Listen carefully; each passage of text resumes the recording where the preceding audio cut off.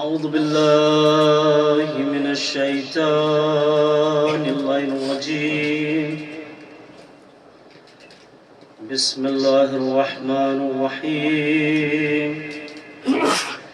الحمد لله الذي لا يبلغ مدحته القائلون ولا يحصي لهما العابدون ولا يؤدي حقه المجتهدون، الذي لا يدركه بعد الهمم ولا يناله غوث الفتن، الذي ليس لصفته حد محدود ولا نعت موجود ولا وقت معدود ولا أجل ممدود، فطر الخلائق بقدرته ونشر الرياح برحمته وابتدى بالصخور ميدان أرضي. رب اشرح لي صدري ويسر لي أمري واحلل عقدة من لساني يفقهوا قولي. ثم الصلاة والسلام على رسوله المبين الملقب بطه وياسين أبي القاسم محمد. اللهم صل على محمد وعلى أهل بيته الطيبين الطاهرين المعصومين المظلومين ولعنة الله على أعدائهم أجمعين. أما بعد، فقد قال الله تبارك وتعالى في كتابه الكريم: بسم الله الرحمن الرحيم. وفديناه بذبح عظيم. صلاة محمد. اللهم صل على محمد وآل محمد. عزیزان محترم، بزرگان قوم ملت، اس آیت کے زیر نظر عزاداری کے عنوان سے چند ایک معروضات پیش نظر ہیں میرے.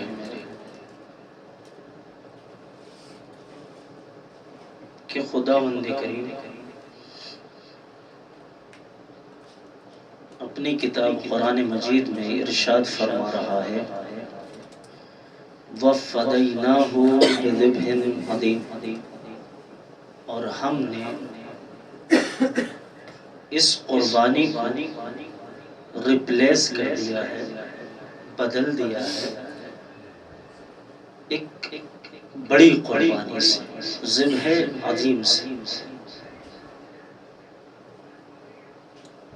روایات یہ کہتی ہے کہ جناب ابراہیم علیہ وعلی نبینا افضل الصلاۃ والسلام مسلسل یہ خواب دیکھ رہے ہیں،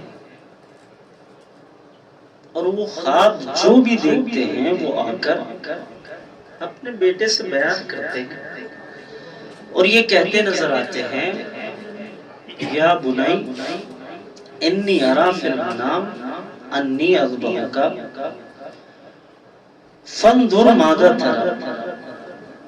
اے بیٹا، میں مسلسل یہ خواب دیکھ رہا ہوں کہ میں آپ کو ذبح کر رہا ہوں. فانظر، غور کیجئے، تفکر کیجئے، سوچئے، آپ کو کیا لگتا ہے یہ میرا خواب خواب ہی ہے، یہ خواب کے علاوہ مریدہ ہے؟ بیٹا اسماعیل سوچ اور تفکر کے بعد کیا کہتے ہیں؟ یا ابت افعل ما تؤمر ستجدنی انشاءاللہ من الصابرین. کہ بابا، آپ کو جو امر ملا ہے آپ اسے پورا کیجئے، انشاءاللہ آپ مجھے صابروں میں سے پائیں گے. یعنی باپ کہہ رہا ہے کہ میں آپ کو ذبح کر رہا ہوں، یہ خواب دیکھ. بیٹے نے کہا آپ کو جو بھی حکم ملا ہے آپ اسے پورا کیجئے، مجھے صابرین میں سے پائیں گے. یعنی بیٹا باپ کے سامنے اپنی گردن پیش کر رہا ہے کہ بابا چلیے آپ اور مجھے ذبح کر دیجئے.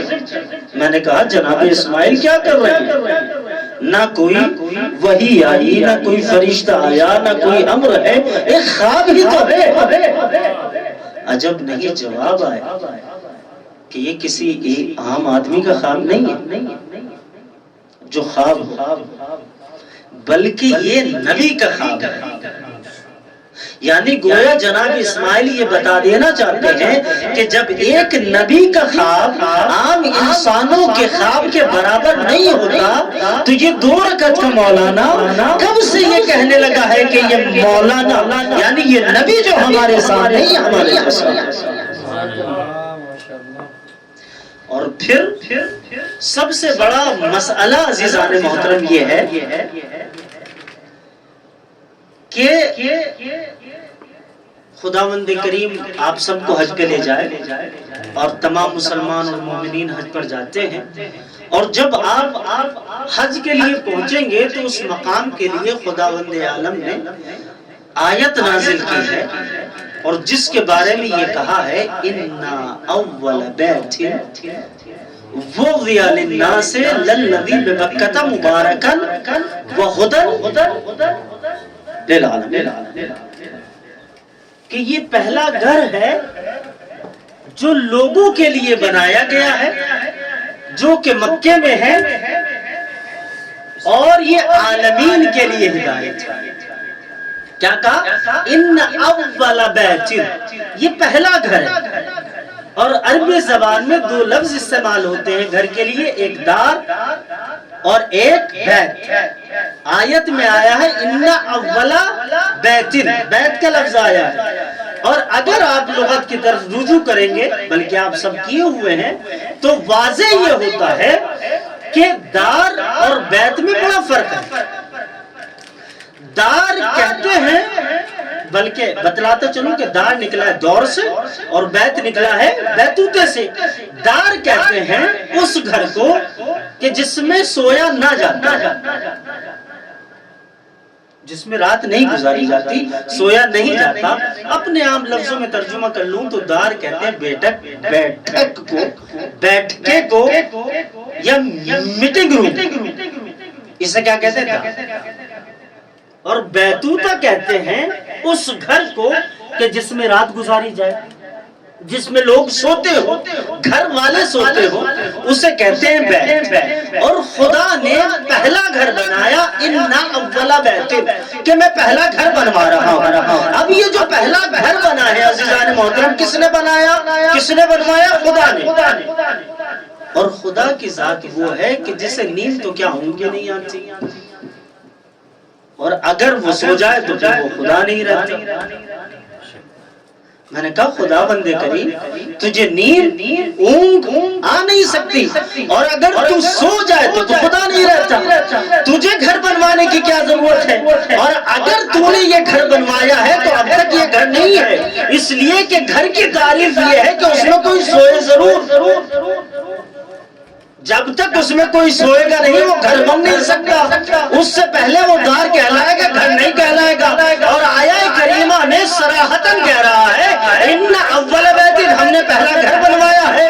کہا میرے معبود تو سو نہیں سکتا اور اگر کوئی نالائق آ کے سو بھی جائے تو یہ تیرے گھر کی بے حرمتی. کہا نہیں ہم ایسے کو بلائیں گے اس گھر میں سونے کے لیے کہ جو خدا تو نہیں لیکن خدا کی تجلی ہوگا. خدا تو نہ ہوگا لیکن شاہکار خدا ہوگا. خدا تو نہ ہوگا لیکن وحدانیت کا ضامن ہوگا. خدا تو نہ ہوگا لیکن رسالت کی صفر ہوگا.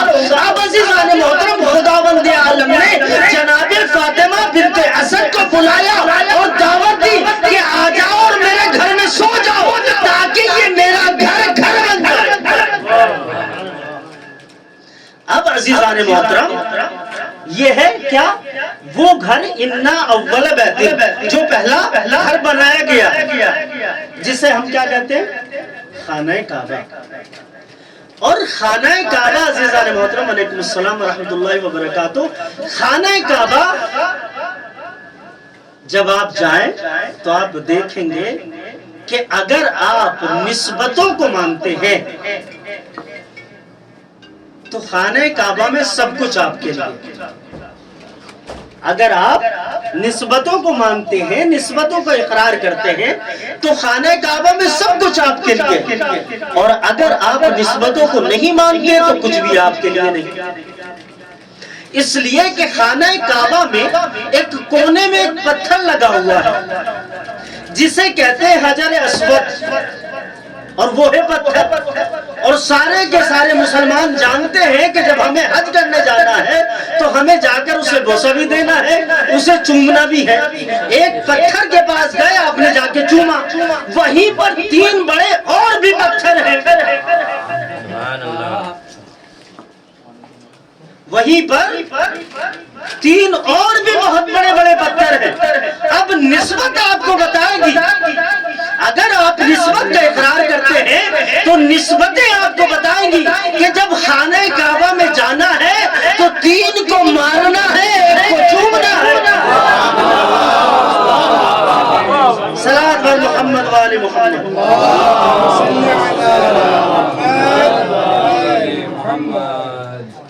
اب عزیزان محترم، خانہ کعبہ ہے کیا؟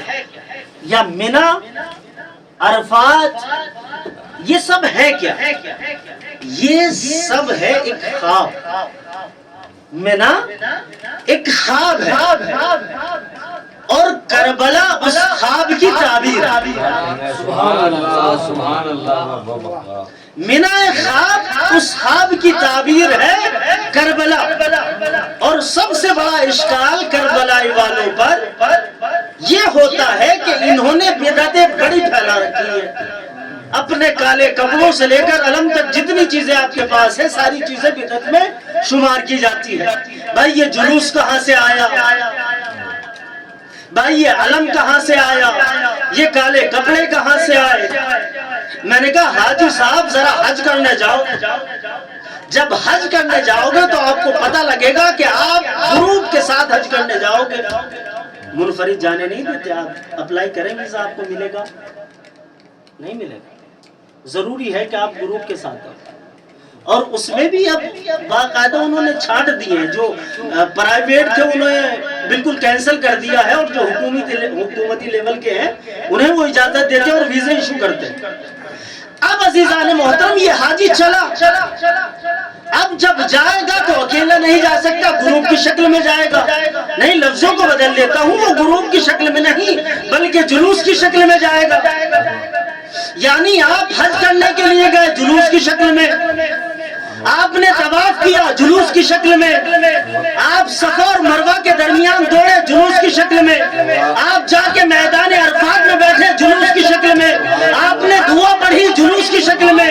اور کمال اس وقت ہوا کہ جب گروپ والے کے ہاتھ میں ایک علم نظر آیا، ایک نشانی نظر آئی، ایک پٹکا نظر آیا، میں نے کہا یہ کون سی بدعتیں پھیلا رہے ہو؟ وہ بھی میدان عرفات میں۔ کہا مولانا یہ بدعت نہیں ہے بلکہ یہ تو علم ہے، یہ نشانی ہے۔ میں نے کہا یہ کس لیے؟ کہا یہ اس لیے کہ اگر ہمارے والا کوئی ہم سے بچھڑ کر دور چلا جائے تو وہ علم دیکھ کر واپس آ جاتا ہے۔ میں نے کہا 1400 سال سے ہم بھی تو عباس کا علم اٹھا کر یہی بتاتے ہیں کہ اگر ہمارے والا کوئی حرام تعین کی وجہ سے کسی دوسرے مذہب میں چلا گیا ہو، وہ علم عباس دیکھ کر واپس آ جائے۔ نعرہ حیدری، آوازیں بلند نعرہ صلوات۔ تو منی ایک خواب ہے اور کربلا اس کی تعبیر ہے۔ اب کہا نہیں ٹھیک ہے، جلوس بناتے ہو بنا لو، لیکن یہ کیا آپ نے بالکل جلوس کی شکل خراب کر رکھی ہے؟ اسی میں آپ کے بڑے ہیں، بزرگ ہیں، بوڑھے ہیں، خواتین اسی میں، جوان لڑکیاں اسی میں، جوان لڑکے اسی میں، آپ نے بالکل ماحول خراب کر رکھا ہے۔ میں نے کہا پھر حج کرنے جانا، تمہیں پتا چلے گا کہ جہاں پر ایک مرد طواف خانہ کعبہ کر رہا ہے، وہیں پر ایک خاتون بھی طواف خانہ کعبہ کر رہی ہے۔ آپ کو پتا چل جائے گا۔ اب عزیزان محترم، میں نے شروع میں کہا تھا کہ منی ایک خواب ہے اور کربلا اس کی تعبیر ہے، تو ثابت یہ کر چکا ہوں کہ خواب والے کا جلوس بھی ہے، خواب والے کا علم بھی ہے، خواب والے کی قربانی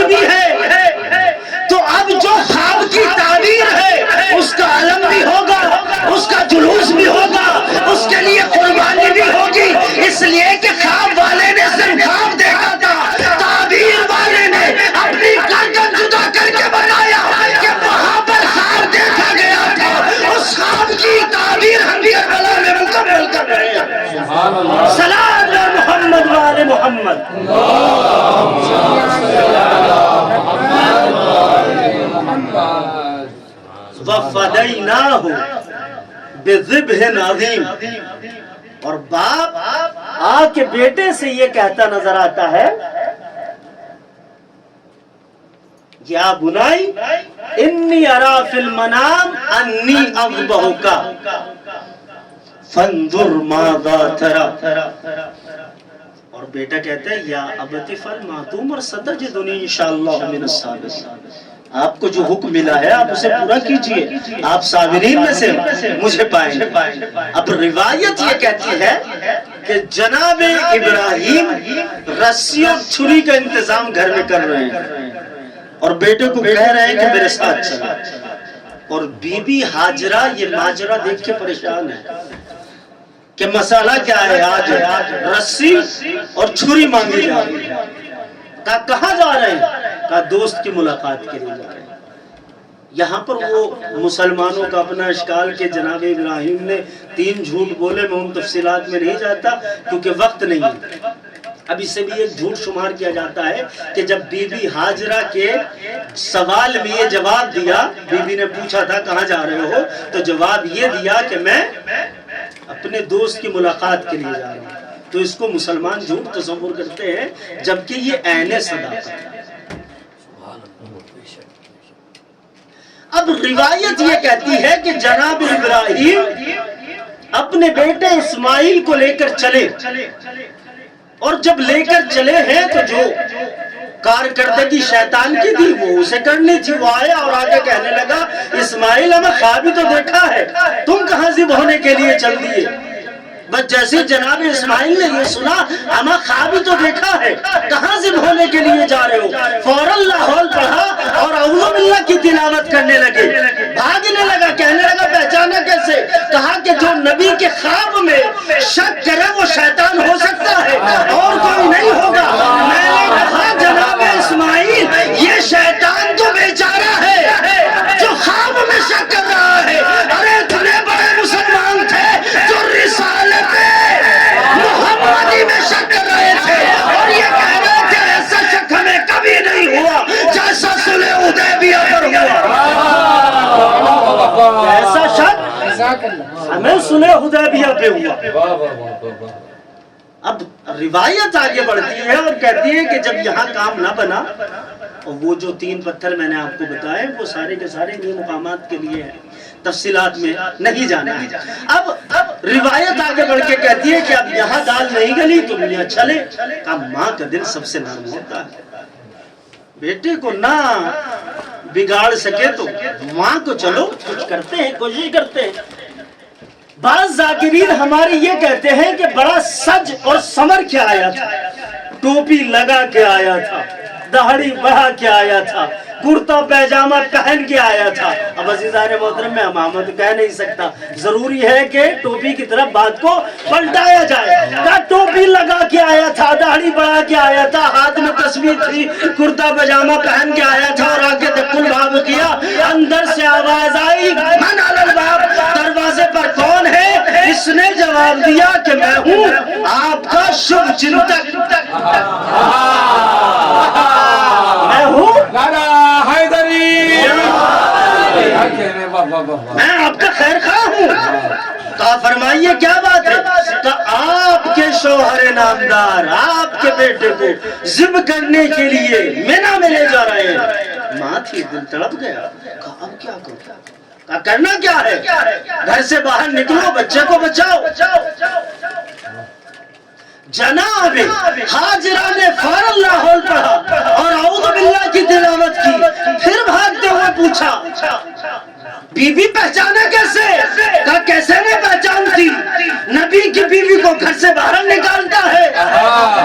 میں نے پھر کہا یہ شیطان ہے بیچارہ، یہ صرف کوشش کر رہا ہے. کچھ اتنے بڑے شیطان تھے جو گھر سے باہر نکال کر میدان میں لے کر آ گئے. صرف مشورہ نہیں دیا بلکہ نکال کر میدان تک لے کر آئے. سبحان اللہ. دشمنان اہل بیت پر لانا حیدری سبحان اللہ سبحان اللہ واہ واہ. اب عزیزان محترم کوئی مجھ پر اعتراض کر سکتے کہ مولانا کیسی بات کر رہے ہو کہ حاجرہ گھر سے باہر نہیں نکلی. ہم نے دیکھا کہ روایت کو اگر پیچھے کی طرف پلٹائیں کہ جب جناب اسماعیل چھوٹے تھے تو جناب حاجرہ گھر سے باہر نکلی اور صفا و مروہ کے درمیان دوڑی ہے. اور یہی تو وجہ ہے ہم آج اتنی بڑی داڑھی لے کر صفا اور مروہ کے درمیان دوڑتے ہیں. تو ہمیں ضرورت کیا تھی اپنی داڑھی کو حرکت میں لانے کی؟ ہم دوڑتے ہی نہیں. جناب حاضرہ نکلی ہے تو پہلا جواب ہے روایت کے ذریعے سے. روایت خود بیان کرتی ہے کہ جب جناب ابراہیم جناب اسماعیل اور حاجرہ کو مکے میں چھوڑ کر شام کے لیے گئے تھے اپنے سفر پر تو کہہ کر گئے تھے کہ بیوی اگر آپ کو کسی چیز کی ضرورت پڑے کسی چیز کی حاجت ہو تو آپ کو اختیار ہے کہ گھر سے نکل کر صفا اور مروہ کے حدود میں جا سکتی ہو، لیکن ان حدود کو عبور کرنے کی اجازت میں آپ کو نہیں دیتا. یہ روایت میں جملہ ہے. جناب ابراہیم نے بذات خود اجازت دی اپنی بیوی کو جناب حاجرہ کو کہ آپ نکل سکتی ہیں. کہاں تک؟ صفا اور مروہ کے حدود تک. اس سے آگے آپ کو جانے کی ضرورت نہیں. یہ جواب کون سا تھا؟ یہ جواب تھا روایت. اب عزیزان محترم مجھ سے بھی جواب لے لے. کہا نکلی نہیں. میں نے کہا ہاں بھائی نکلی تو تھی جو آپ نے یاد دلایا. نکلی ہے لیکن وہاں نکلنے کے لیے اور امام علی کے مقابل میں جو نکلی تھی بڑا فرق ہے. وہ جو امام علی کے مقابل میں نکلی تھی وہ وارث نبوت کے خلاف نکلی تھی اور جو حاجرہ نکلی ہے وہ حفاظت وارث نبوت کے لیے نکلی. اس لیے کہ پتا تھا اگر آج نہ نکلوں گی اور صفا اور مروہ کے درمیان نہ دوڑوں گی تو میرا بیٹا پیاسا مر جائے گا. اب حفاظت نبوت کے لیے جو خاتون دوڑی خدا کو اس کا دوڑنا اتنا پسند آیا کہ تمام اللہ پر واجب کر دیا کہ جب حج کرنے جاؤ تو دوڑنا ضرور ہے. اور جو وہی وارث نبوت کے خلاف نکلی تھی اسے ایسی ملونہ بنایا کہ اگر ایمان کو مکمل کرنا ہے تو لعنت بھیجنا بھی ضروری ہے. صلوات محمد علی محمد.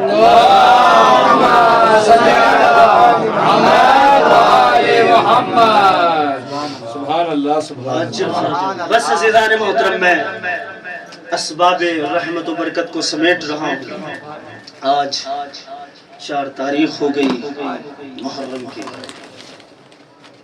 اور آپ خود اپنے دلوں میں یہ احساس کر رہے ہوں گے کہ جس قدر ہم روز عاشور سے قریب ہوتے جا رہے ہیں ہمارے دلوں میں غموں کا ایک سمندر ہے. آپ مسلسل مجلس سے سنتے رہتے ہیں. صبح سے لے کے رات ہو جاتی ہے جناب زہرا کو پرسہ دینے کے لیے. خداوند کریم آپ سب کے پرسوں کو قبول فرمائے. آج 4 محرم ہے ارباب اعضا اور بر صغیر میں آج جناب حبیب ابن مظاہر کے مسائل پر.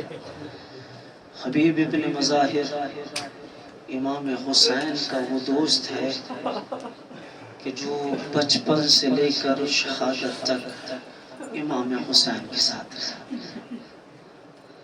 اور بچپن میں یہ عالم تھا کہ جہاں امام حسین قدم رکھتے تھے اس خاک کو اٹھا کر اپنی آنکھوں میں لگاتے تھے. اسی لیے روایتیں کہتی ہیں جب رسول خدا حبیب ابن مظاہر کو دیکھا کرتے تھے تو اپنی مجلس سے اٹھ جایا کرتے تھے. سب پوچھتے تھے مولا یہ کیا ہے؟ آپ ایک بچے کے احترام میں اٹھ جاتے ہو کہ نہیں تم نے دیکھا نہیں یہ وہ حبیب ہے کہ جو میرے بچے حسین سے بہت محبت کرتا ہے. روایت یہ کہتی ہے کہ 2 محرم سے لے کر 6 محرم تک مسلسل دشمنان اہل بیت کے قافلے آتے رہے. کبھی شمر آیا کبھی خونی آیا. جناب زینب نے کہا بھیا ہمارے دشمن بہت ہیں کیا کوئی قریب میں تمہارا دوست نہیں رہتا؟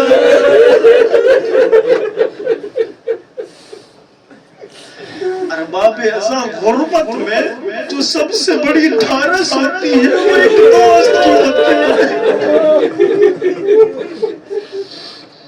اسی لیے حسین نے کہا نہیں میرا ایک دوست ہے بہت قریبی یہی قریب رہتا ہے میں خط لکھتا ہوں۔ حسین نے خط لکھا، یہ خط کوفے گیا، جناب حبیب کا دق الباب ہوا، اندر سے آواز آئی من علی الباب، دروازے پر کون ہے؟ جواب آیا انا برید الحسین۔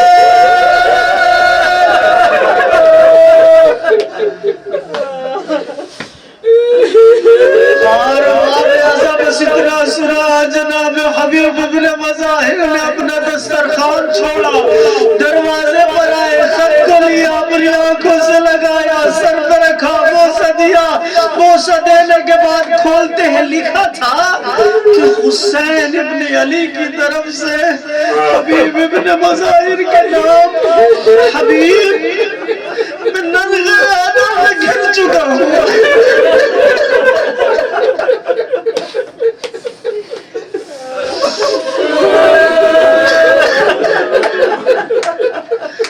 اور میرے ساتھ رسول ذاتی ہے، اگر آ سکتے ہو تو آ جاؤ۔ بلکہ روایت یہ کہتی ہے آخر میں حسین نے لکھا تھا آجلن، حبیب آنے میں دیر نہ کرنا، جلدی آ جانا۔ ہار باغ ازاں میں فرش رحمت سمیٹ رہا ہوں۔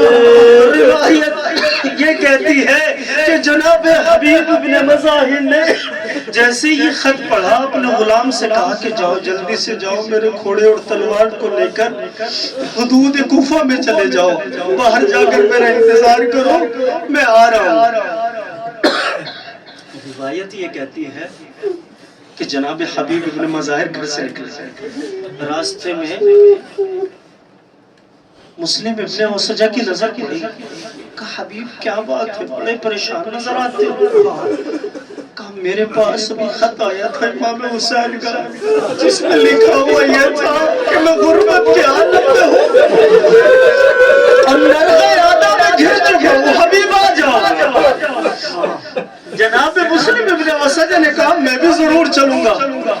ادھر جناب حبیب ابن مظاہر آہستہ آہستہ قدموں سے جیسے اپنے رہوار کے پاس پہنچے، دیکھا کہ غلام رہوار کی گردن میں باہیں ڈال کر کہہ رہا ہے کہ اگر ہمارا مالک نہ آیا تو میں خود تجھ پر سوار ہو کر جاؤں گا، فاطمہ کے غریب بیٹے کی مدد کروں گا، رسول کی نواسے کی مدد کروں گا۔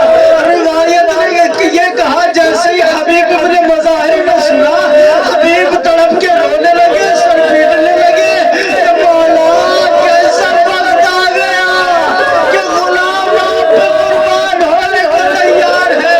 ارباب ازاں روایت نے کہا ادھر حبیب سوار ہوئے، پہلا قدم کربلا میں رکھا، ادھر سے حسین نے کہا کہ اٹھو عباس اٹھو، میرا حبیب آ رہا ہے۔ اب جو حبیب نے دیکھا حسین استقبال میں کھڑے ہیں، خود کو قدموں پہ گرایا، کہا مولا میرا سلام قبول کیجئے۔ ادھر امام حسین نے سلام قبول کیا۔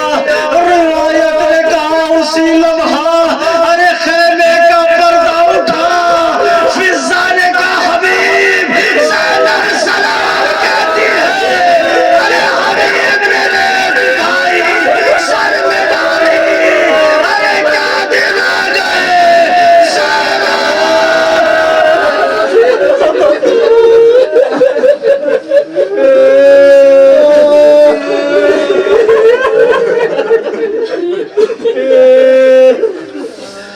انا للہ و انا الیہ راجعون، رضا بقضائہ و تسلیما لامر اللہم